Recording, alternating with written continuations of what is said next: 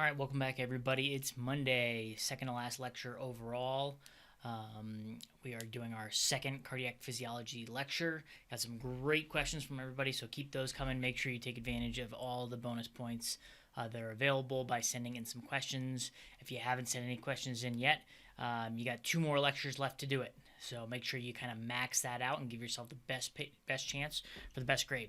So we'll go over some questions. We'll talk about some extrinsic heart regulation today, then review the Fick principle, cardiac drift, and blood flow distribution. So a lot to get through today, so let's get started. Okay, here's a really good question that kind of got at one of the harder questions on the exam, question number 23 overall. And this is talking about the different shifts in the oxygen hemoglobin dissociation curve. Okay, so in reference to the oxygen dissociation curve, more specifically question 23, and the left and right shifts of the curve. If there is a right shift in the curve, there is a higher partial pressure of oxygen, meaning more oxygen in the blood. Why would it be that there is greater dissociation of hemoglobin? Okay, so what this question is showing here is just a little bit of a misunderstanding of what we mean by a shift in the curve. So I got a picture here, and we're just going to describe it one more time. I know it's a little bit grainy overall, but I think we can get across what we need to do. So generally, where we're going to be is on this blue line, right here. And what we're talking about is with exercise, these 3 things occur. pH goes down, DPG goes up, and temperature goes up. Okay, all 3 of those things together cause the shift to occur like this. And where this makes a difference is then at the muscle itself. So let's think about a partial pressure of oxygen that we're normally going to see at an exercising muscle. Let's just use the example from the exam. We used 20 as our example there. Okay, so all I'm going to do, let me make sure I make a straight line here. Nice straight vertical line up from there, okay? And we know that we're starting with about 100 millimeters of mercury to start. And what that tells us based on this picture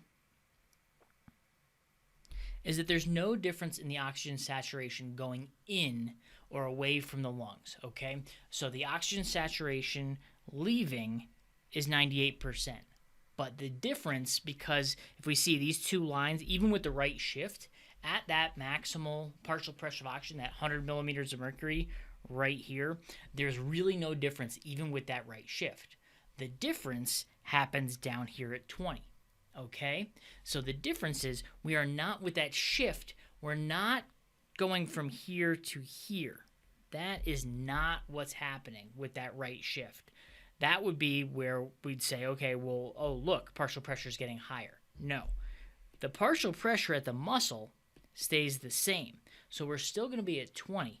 The difference is going to be, okay, before the shift, that would have put us at about an oxygen hemoglobin saturation of about 30%. Now with the shift, we are down here on the red line because we've shifted the curve to the right. It's a little bit of a misnomer because we say, okay, we're shifting the curve to the right, but actually what we do is we move down.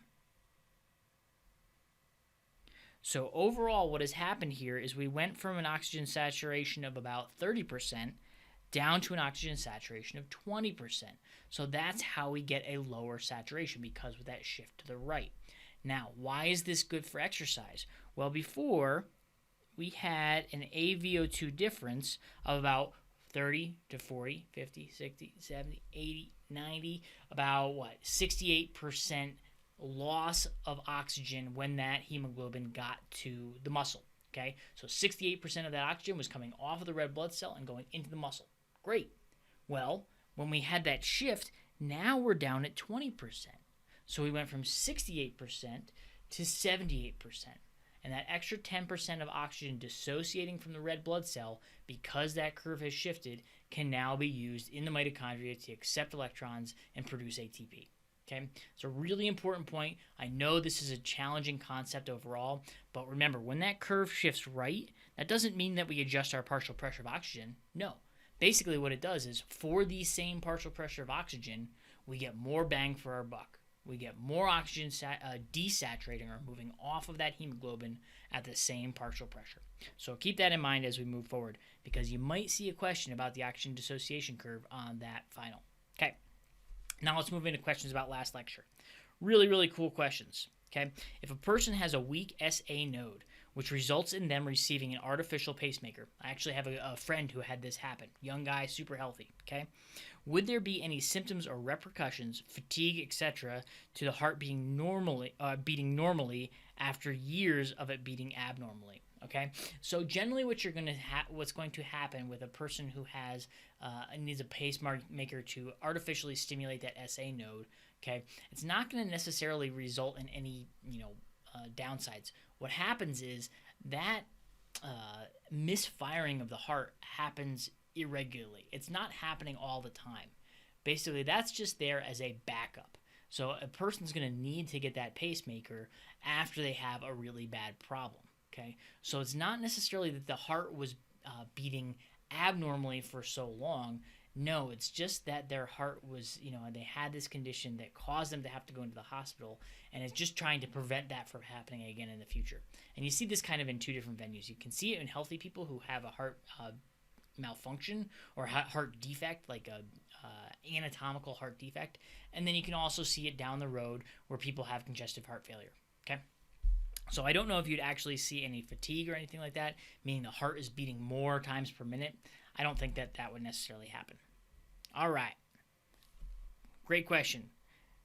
Allegedly, exercise is good for your heart health. I don't know. Somebody told me that. I read it on an Instagram post somewhere. And you even mentioned that my friend from the rowing team has a lower resting heart rate. Yep, because of his trained state. What is this lower resting heart rate due to?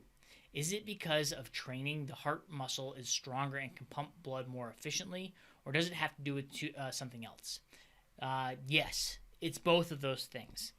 Number one, more efficient heart. Specifically, you have a larger cardiac output per beat and larger stroke volume. Per beat, your heart is going to be able to pump more blood even when at rest. Okay, so you can get the same amount of oxygen to your resting muscles that you would at a higher heart rate if you were in an untrained state. So that's number one. Number two goes back to what we talked about with endurance training. Improved oxygen extraction. Remember, at the skeletal muscle, within that muscle itself, the mitochondria, we get more of them, and we get a larger mitochondria in general as well. So with that, we have more electron transport chains.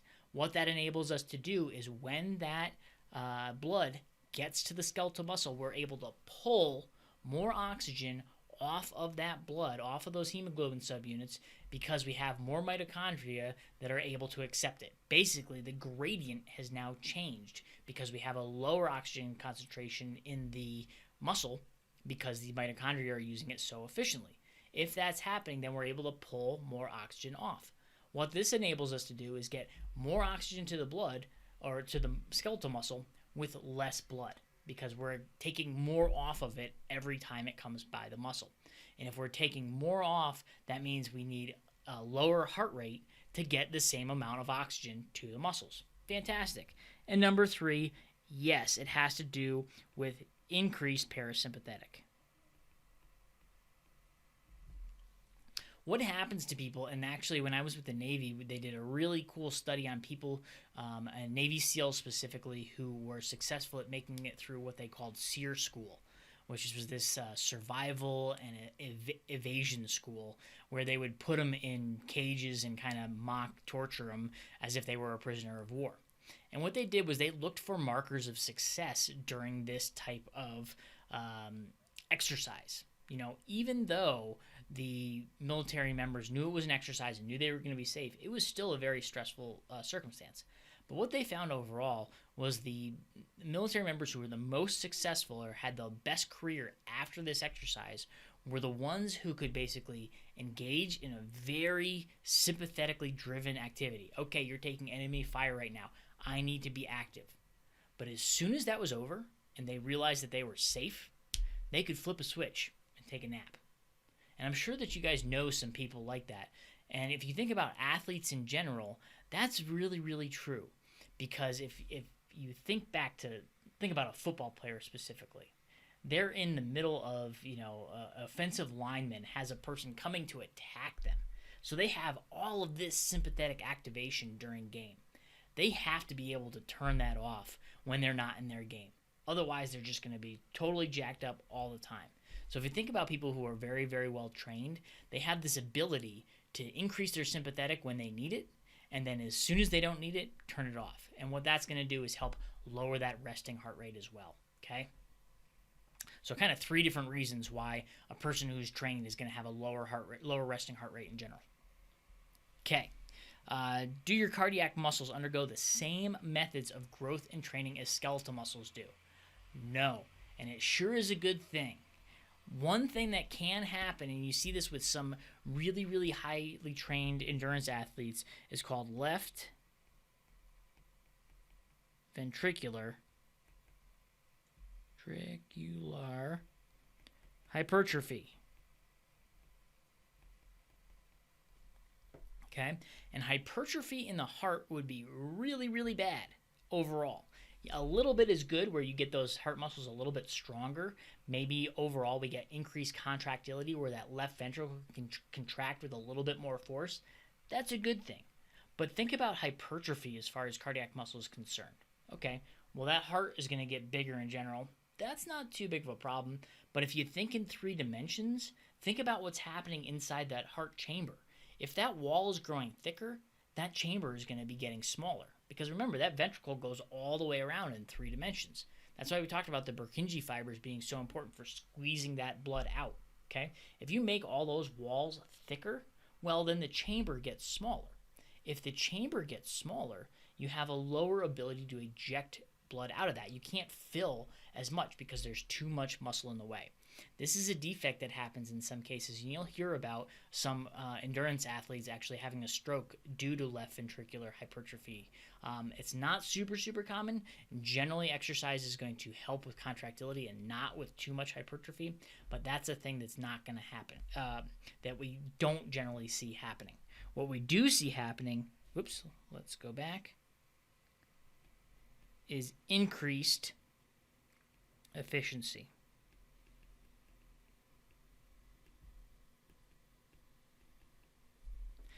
This is the change that you do see. You get that increased ability to use oxygen in the heart and increased efficiency. So just like with training, we get improved ability to extract oxygen in the skeletal muscle, we get that here as well. So some of the adaptations we get, some of the other ones we don't get. And it's a really good thing we don't get that hypertrophy all the time, because otherwise our heart muscle would not respond very well to exercise training. Okay. Here's a really, really good one because it kind of gets to some of the confusion with our sympathetic and parasympathetic and our heart rate. Our athletes with lower heart rates during or in high-intensity exercise, able to use more of their parasympathetic nervous system versus athletes at that same level with higher heart rates, one staying calmer than the other under pressure, And what this relates to is not necessarily, training to reduce your heart rate because you are more calm at that high intensity. No, what this relates to is improving your fitness overall and getting a lower heart rate because you have increased stroke volume and increased ability to extract. All the things we talked about, what was it? Up here, I believe, happen with training. And the reason a trained person has a lower heart rate during high intensity exercise is because they're more well trained, not because they're more relaxed. Now, this may be a symptom of that lower heart rate because there has been some research that shows you're able to perceive your heart rate in general, and that can increase your sympathetic drive as well. But what happens when a person has a lower heart rate versus somebody else during high-intensity exercise? If 2 people are running along at a 6-minute mile, that's pretty high intensity for most of us.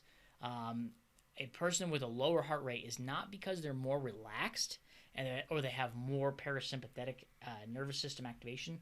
No, it's because they are more fit and they're able to extract oxygen more readily. They got better mitochondria and they don't need the oxygen, or they don't need the blood supply quite as much because they're getting the same amount of ATP with a lower heart rate. Hope that clears that one up. All right, talking about heart failure. Is this when the heart isn't able to pump enough blood throughout the body?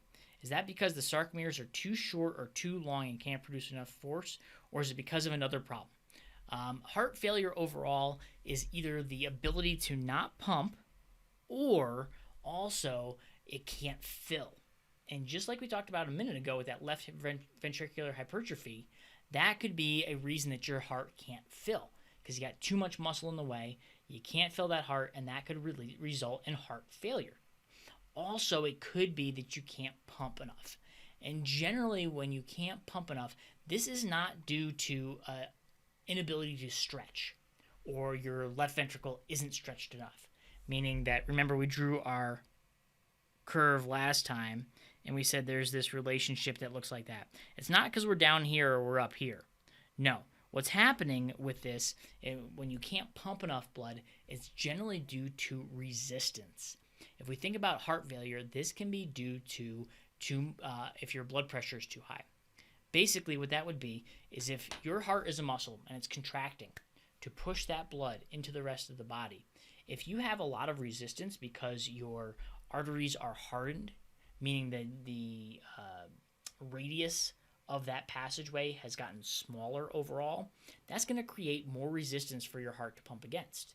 Now, if you do that for an exercise session, that's not too big of a deal.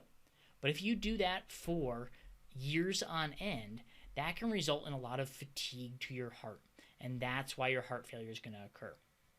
Also, the other reason that you can get heart failure, or the inability to pump blood, is due to a buildup in the coronary artery. So these are the arteries around the heart that supply oxygen to the cardiac muscle that's contracting. And if you get a buildup in there, we can't supply enough oxygen to the contracting heart. If you can't supply enough oxygen, you can't get oxygen to the electron transport chains, and you can't make ATP. If you don't have ATP, you can't do the sliding filament theory. So if we have a buildup of plaque in that coronary artery, we have the inability to pump once again because of that. So heart failure, once again, is due to two things. One, can't pump. And two, can't fill. All right. Here we go. Let's finish up with this, and this is a great segue into our lecture today overall. These last two are kind of the same question, but I wanted to put them both in there. Number one, did the sympathetic and parasympathetic nervous systems influence heart rate by sending nerve signals directly to the SA node, or do they innervate the heart in a different way that raises and lowers heart rate? I'm just going to leave it there, put that question out there, because we're going to talk about that exact thing today. And the second part of this, when you simply mentioned adding or removing either parasympathetic or sympathetic system, what does that entail? And I'll tell you what it entails: blood pressure. And we're going to get to that today. BP. Quick little review from last lecture just to make sure we're all on the same page so we start at the same spot. Number one, what is the unstimulated intrinsic heart rate? Okay, we remember that's about 100 to 110 beats per minute. How is this manipulated through sympathetic and parasympathetic activation? We can either add or remove. Both of those right there. Okay, quick little review. Why is it important that the intrinsic action potential of the heart transfers from the SA node to the AV node to the AV bundle and then to the Purkinje fibers? And we referred to this as basically that tube of toothpaste. So when we activate the SA node, the sinoatrial node, that's in the atrium. It's on the right side first, so the right atrium is going to contract first. A split second after that, the left atrium is going to contract. Then, as we move down to the AV node, the AV bundle, and the Purkinje fibers, that action potential is going to create this wave of depolarization, this wave contraction that's going to result in efficient blood ejection. And hopefully you can picture that in your mind with the heart. All right, number 3 results. And I apologize. I got a good email and a good question from a student about the Frank-Starling mechanism. And I forgot to tell you where this actually took place. And this is in the heart. What is the Frank-Starling mechanism and how does it assist with blood flow during exercise? Okay? The Frank-Starling mechanism, if we wanted to kind of write out in words what it is, it's the relationship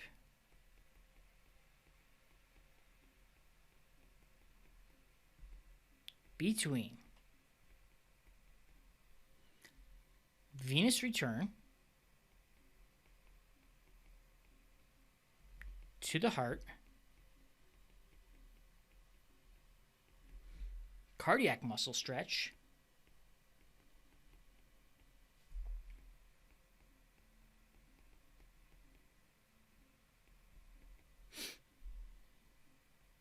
and stroke volume.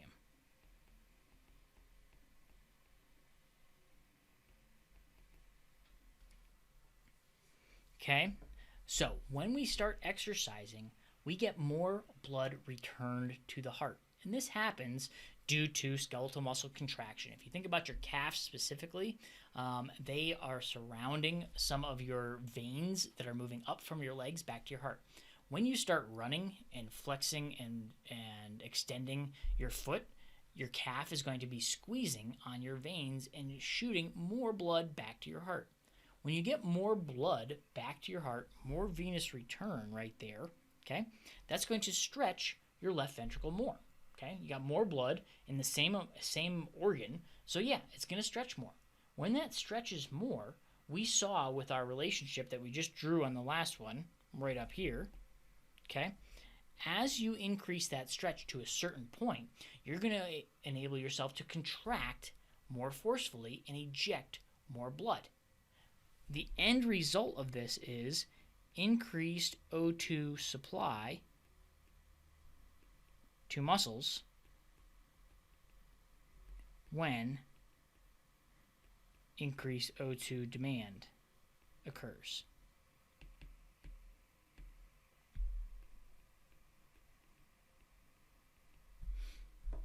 So, as you start exercising and contracting muscles, you're going to force more blood back to the heart. Once that blood gets there, it's going to make your heart stretch more. When your heart stretches more, it's going to eject more blood. It's this nice positive feedback loop. As you need more oxygen due to muscles contracting, you get more oxygen because your heart beats more. Not necessarily faster, but it ejects more blood per beat. Okay? Now, let's move on to the new information. And this is right here what we were talking about when we had those last questions. How do the sympathetic and parasympathetic systems work to innervate the SA node to either increase or decrease our heart rate? Okay? So let's think about the parasympathetic first. Now, to understand this, let's just draw a quick little table overall.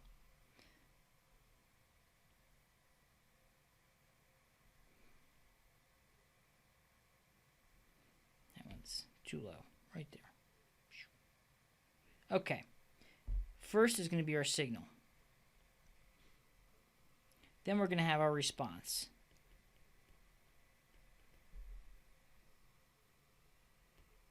And then we'll have the result. So if we have a high blood pressure, if your blood pressure is sensed to be high, what is the response to that? Do we want to rest and digest, or do we want to fight or flight? Well, if the blood pressure is too high, we want to rest and digest. So we want the parasympathetic to be activated.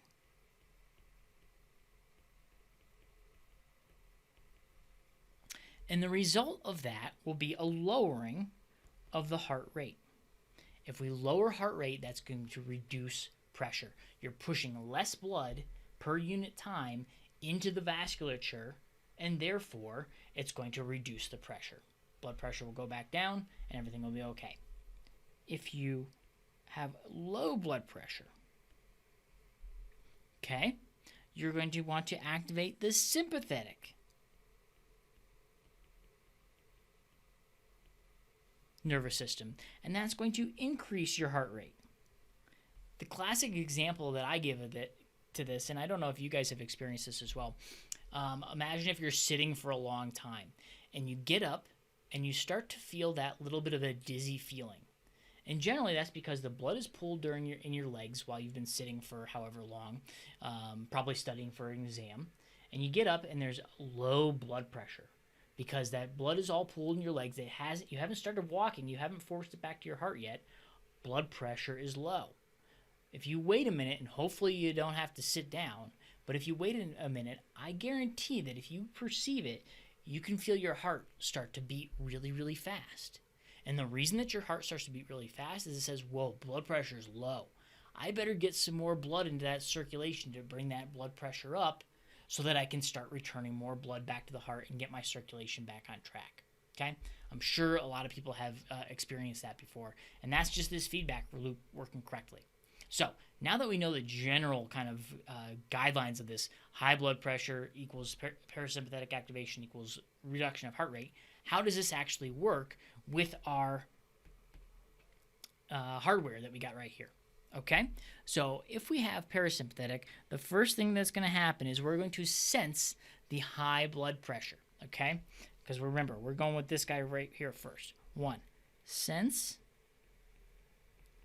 high BP, nope, not BB, BP, okay? And where do we do this? The carotid sinus baroreceptors.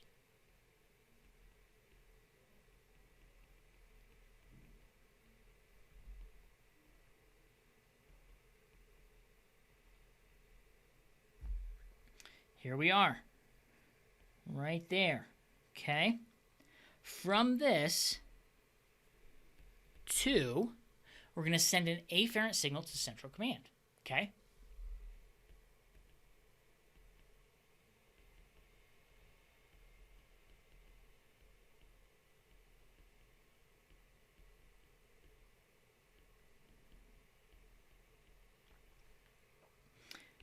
And if we look at this, we'll do this on green.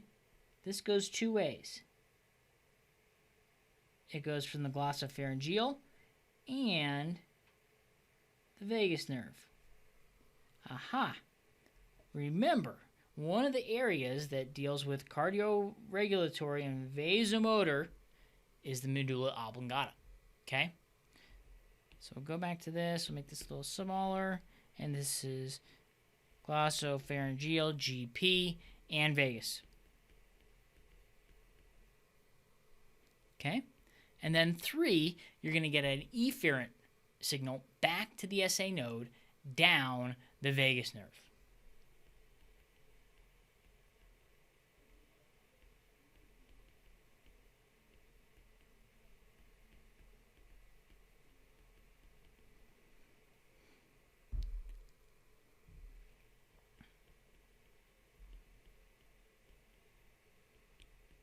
And that will decrease the heart rate. Okay, so if we go over here, I know it's in red, but we're going to put it back. I'm going to put a little arrow, just like that, back to the SA node. There we go. So that's the kind of feedback loop. Sense that high blood pressure, send a signal to your medulla. Medulla says, oh, blood pressure's high. Let's send a relaxation method or a relaxation signal back to our SA node. Let's decrease that heart rate. Okay. On the other side, let's go. We'll go with blue here. On the sympathetic side, what if you sense low blood pressure?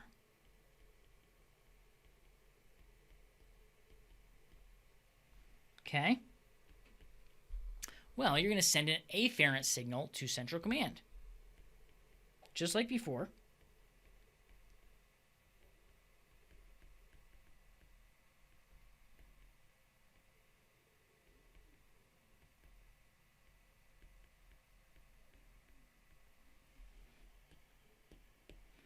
But this time we're just using that vagus nerve.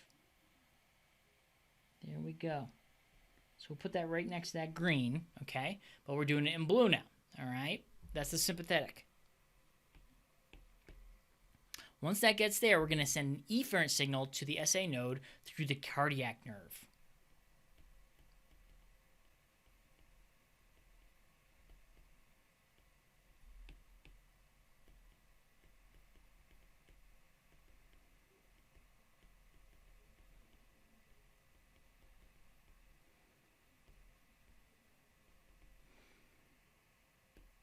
And here we go. Right like this. Here's that cardiac nerve. Back to the SA node.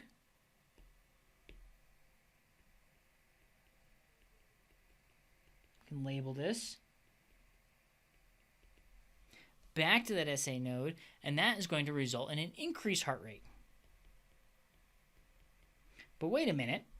We have a sympathetic chain here that also goes to our blood vessels.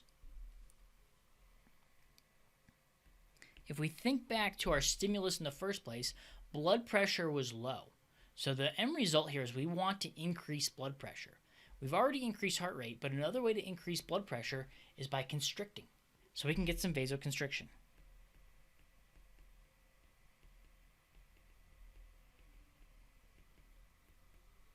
And that's going to increase resistance, and that will increase our blood pressure overall. So through these two mechanisms, we've shown that the parasympathetic can act by increasing the stimulus via the glossopharyngeal and the vagus nerve and sending an efferent message back through that vagus nerve once again to say, hey, let's slow that heart rate down, let's bring that blood pressure down. Okay, this is serenity now when you notice your blood pressure going up. Okay, on the other side of it is sympathetic. Blood pressure is really low. This is you just stood up. Oh, we need to activate that sympathetic system really quick to get that heart pumping, and we also need some vasoconstriction. All those things together are going to help regulate our blood pressure. Okay, let's move on. We're moving on from heart rate regulation to a little bit of a calculation called the Phys principle.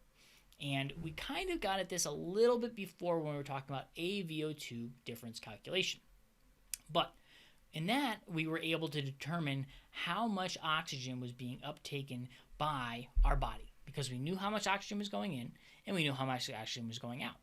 But if we add one more component to this, we can actually determine our cardiac output, how much blood is flowing.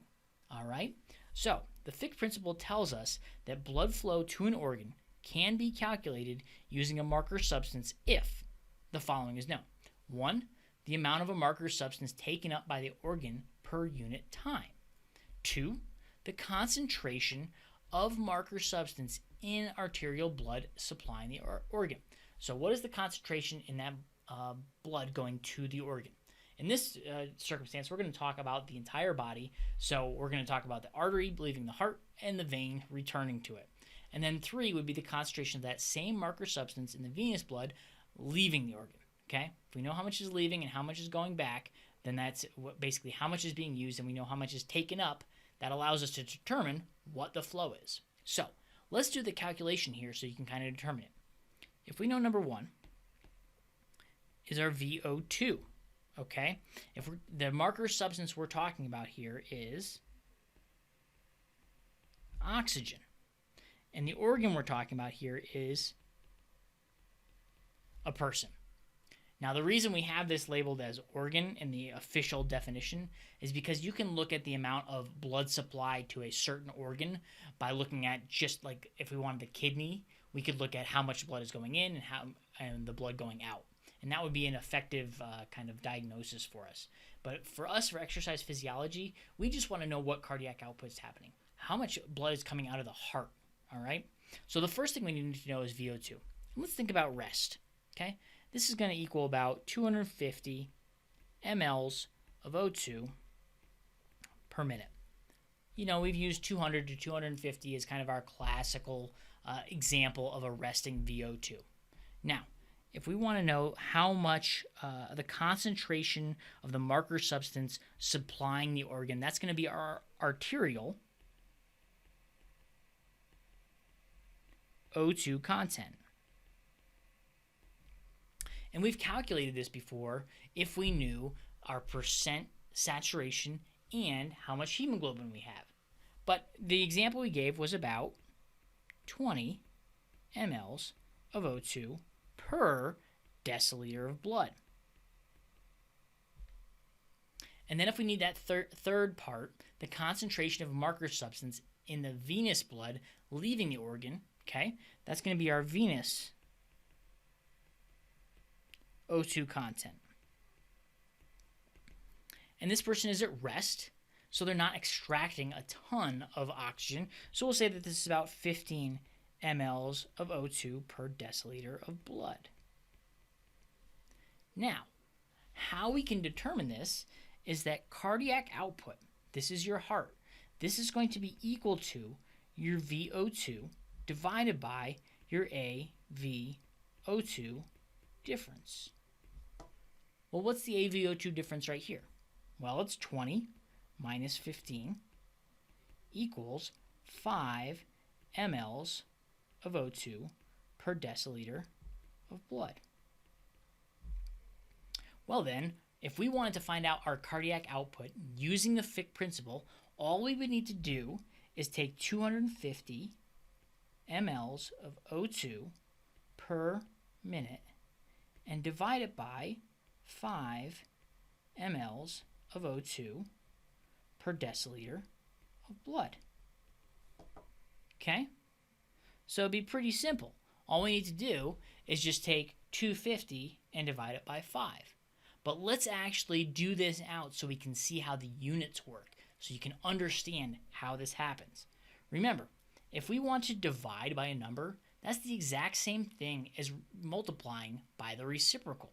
So if we take 250 mLs of oxygen per 1 minute, this is how much oxygen is being used by the heart or by the entire body, okay? We're going to multiply that by the reciprocal. 1 deciliter of blood over 5 mLs of O2. Well, what do you know? We got an mLs of O2 on the top, mLs of O2 on the bottom. Cancel those units out, and that's going to give us 250 deciliters of blood per 5 minutes. Because we multiply our 1 by our 5, so we got 5 minutes. Now, let's just kind of get this into a little bit more of a usable method here. If we just simplify this fraction right here, that'll be 50 deciliters of blood per minute. And then we know that there are 100 mLs in 1 deciliter. And what that's going to tell us overall is that we have a cardiac output of about 500 mLs per minute. So pretty interesting here that we can use the Fick principle and just the concentration of oxygen and the amount of oxygen that's being uptaken to enable us to determine what is this person's cardiac output. And why is this important? Well, it's really hard to measure cardiac output otherwise. If we could put like a flow meter in a person's aorta, well, that would be one way to do it, but that's pretty darn invasive. This is a much less invasive way to be able to measure cardiac output. Okay, so we're using some math and being able to determine this. Is this the type of question that I would possibly ask on an exam? Absolutely. Work around with playing with these different numbers here and determining what your cardiac output is by using these 3 given amounts.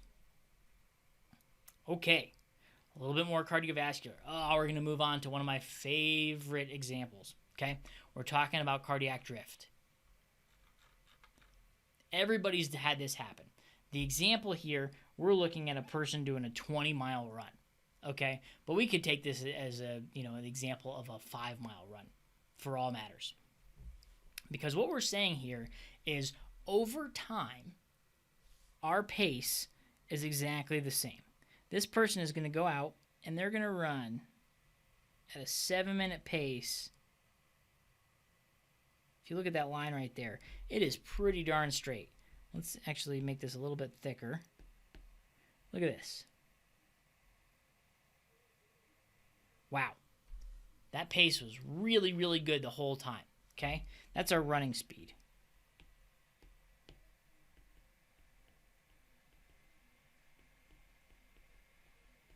And the person in this example is running 20 miles on a very flat course. Okay? They're running around town here in Laramie. Not too many hills.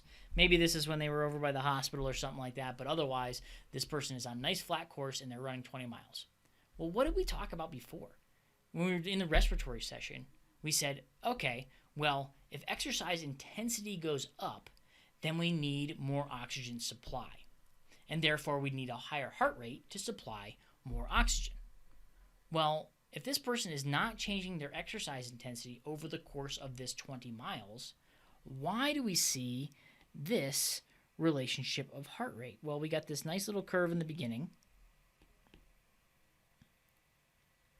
and that relates to our slow meeting. But then over the next, 18 miles, if we kind of take out the drops that are probably when this person stopped for some measurements along the way, hopefully their shoe didn't come untied that many times. If we look at this line, kind of connect these peaks along the way, what do you kind of see about that?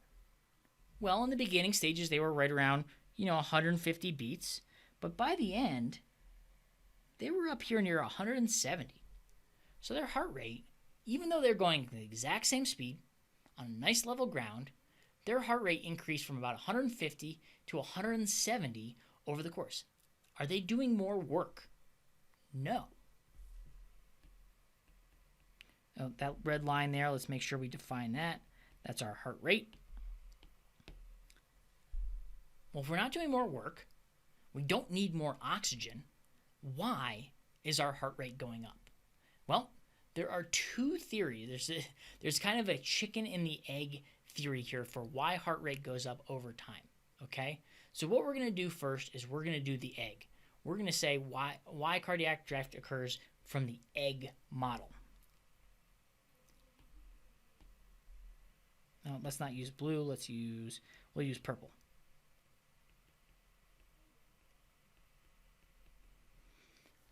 And the egg has to do with the blood. So, if you exercise, we already talked about one kind of result of exercise is that your body gets warmer. When your body gets warmer, you sweat. When you sweat, you lose blood volume. Believe it or not, that water that comes out of your pores when you're sweating was previously a part of your blood plasma. Okay? So if your blood volume goes down, well, then you have a decrease in venous return. Didn't we just talk about venous return when we were talking about the Frank-Starling mechanism? Absolutely. If you have less venous return, you have less end diastolic volume. And if you have less end diastolic volume, that's less stretch. Less stretch equals less stroke volume. And remember, our cardiac output equals heart rate times stroke volume. So if our stroke volume is going down, our heart rate needs to go up to maintain our cardiac output. Remember, our work level is not changing. So if our work level is not changing, that cardiac output needs to stay the same the entire time during exercise to get the same amount of oxygen to our muscles. And therefore, over time, if our stroke volume is going down, our heart rate needs to come up to maintain that cardiac output. That's the egg model. Well, what's the chicken model?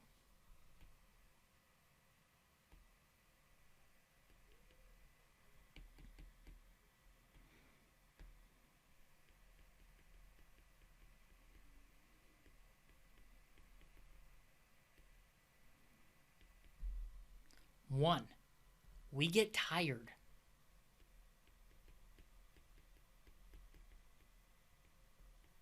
this doesn't happen to me, but I've heard it happens to other people when they're out on runs. They start to get tired when they've been running for a long time. Okay, I've noticed this when I've been starting to take my daughter out on our 3-mile, vigorous runs here. I know by mile 2, I am more tired than I am during mile 1. I start out and I'm like, gonna break 8-minute miles with this stroller today, and then by mile 3, I am definitely not breaking 8-minute miles. I am tired. When you get tired, if you're trying to maintain the same pace, okay, even if you're on a flat surface, guess what? That is harder for you to do. There is more mental strain that comes with that. Now, what type of nervous system activation is associated with effort? Well, sympathetic.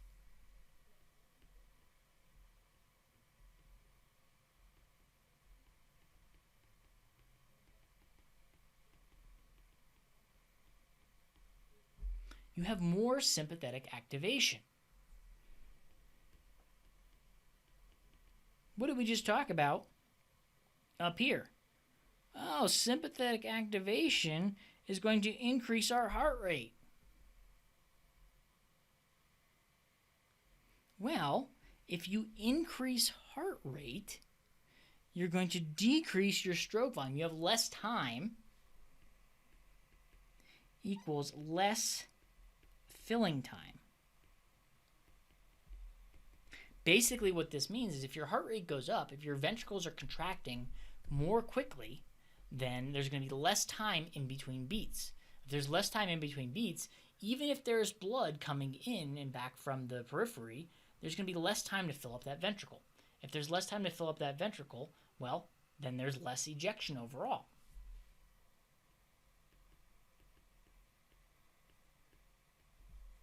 Well, if we have increased heart rate due to more sympathetic activation, we're going to have decreased stroke volume. Well, this ends up being okay because you maintain your cardiac output due to these two things. How do these models relate to what actually happens during exercise and why we see cardiac drift? Well, the answer is both. We see a little bit from column A and a little bit from column B. If you look at some of the really interesting experiments that have been done, I'm going to say we rely a little bit more on this model over here, the sympathetic activation, rather than the loss of plasma volume. But you cannot discount the fact that we do lose some plasma volume while we're exercising due to sweat. Okay, so both of these things happen, and it's interesting to kind of think about it of, okay, well, what's causing this increase in heart rate? Well, the overarching cause is the need to maintain cardiac output. If we are continuing to exercise at the same intensity, that cardiac output needs to be maintained. Now, if blood volume has gone down, that means stroke volume goes down and we need to increase heart rate to maintain that cardiac output. On the other side, if heart rate goes up due to increased sympathetic activation, we need to maintain that cardiac output once again by decreasing our stroke volume. It'd be really bad if we just sent out a lot of extra blood. Okay. Let's shift gears and move to the last little section of today's lecture. I know this one's going a little bit long due to the questions in the beginning, but these are important. We're talking about blood flow distribution, okay, to different areas at rest and then during exercise. So let's start at rest first. Let's draw a little dotted line here down the middle, and I'll draw a nice solid line here, and another dotted line. And what we're going to be doing first is looking at percentage and overall blood volume.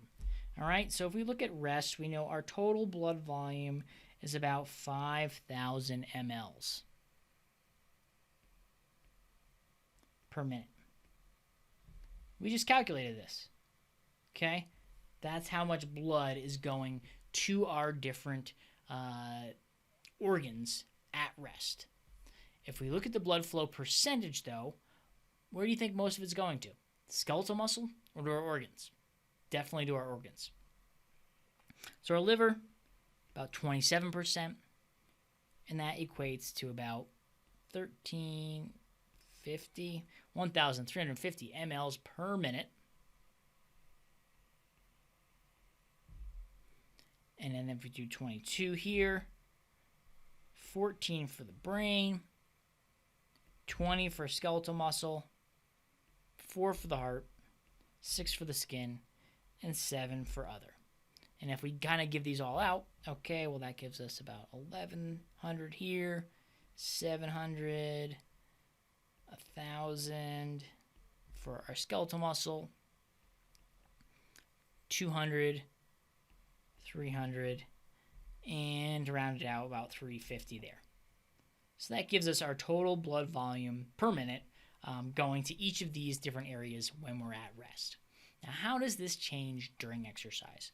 Well, the first thing we know is that the amount of cardiac output and the amount of blood going to everything goes up. We go from about 5,000, we multiply this by 5 times. 25,000. We'll do 25,080 mLs per minute. Oops.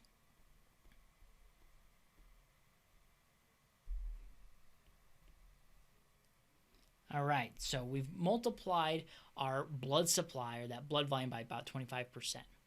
Okay? Well, what happens to our blood flow to our organs? Well, it goes way down. We know this. Not too much need for digestion while you're exercising.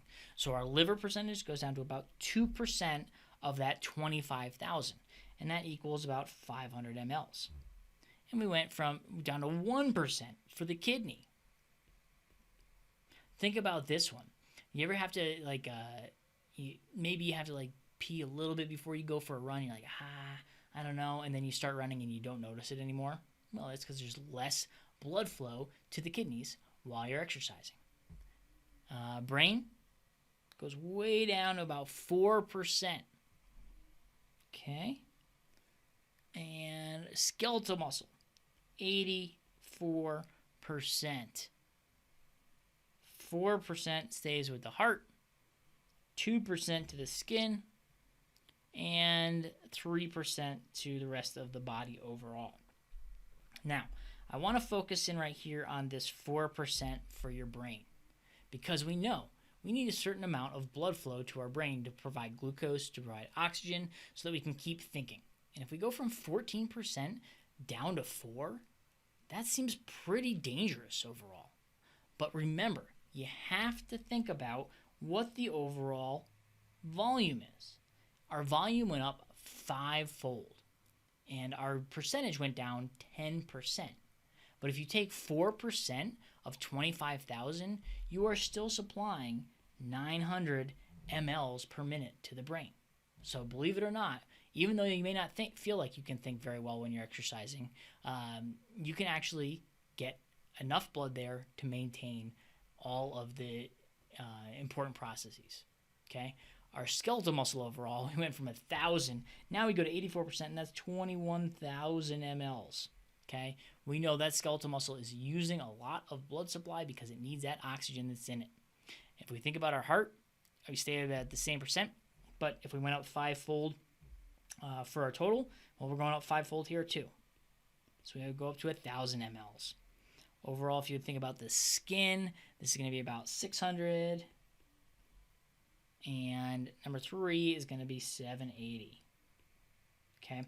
The important thing I'm trying to make the point of, even if our percentage in an area goes down, the overall blood supply per minute may go up because of that increase in total blood volume. So if blood supply goes down, last point. So we talked about the brain, where even though the percentage went down, the blood volume stayed about the same. Went from 700 to 900. But let's talk about those first two. Specifically, let's talk about the liver and kidney, okay? If it goes down, so we went from 1,350 to 500 in the liver. We went from 1,100 to 250 in the kidney. How doesn't that tissue die? Remember, that oxygen needs to get there. That blood needs to get there for the oxygen, which needs to supply ATP, so that tissue does not die. Well, we get an increase in O2 extraction. So whereas we would have had a partial pressure in that tissue before of 40 millimeters of mercury, now we're moving that partial pressure down to 5. Because there's a lower partial pressure of oxygen there, we're going to be able to extract, using our oxygen dissociation curve, more oxygen off of that hemoglobin. At rest,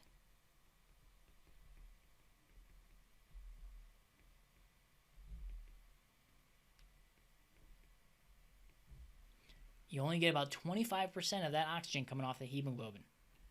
During exercise,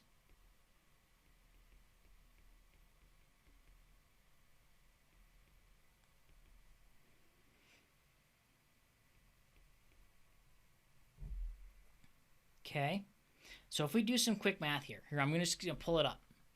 I'm doing this right now. Didn't lesson plan this.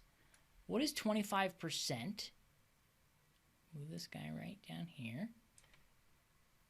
0.25 times 1350 equals 337. What's 0.75 times 500? Would you look at that? 375. So we're utilizing it in a way. This is not the oxygen. This is just kind of a little bit of a proxy for our actual calculation here. But 25%, so if you think 25% of the blood going to the liver is going to supply oxygen. Well, that means we get about 337 mLs supplying oxygen. Well, if we get 75% during exercise supplying oxygen, that means about 375 mLs are going to be supplying oxygen at that time point. So even though, the 2 points of this, number one, if percentage goes down, that doesn't necessarily mean that volume goes down because we have a greater cardiac output.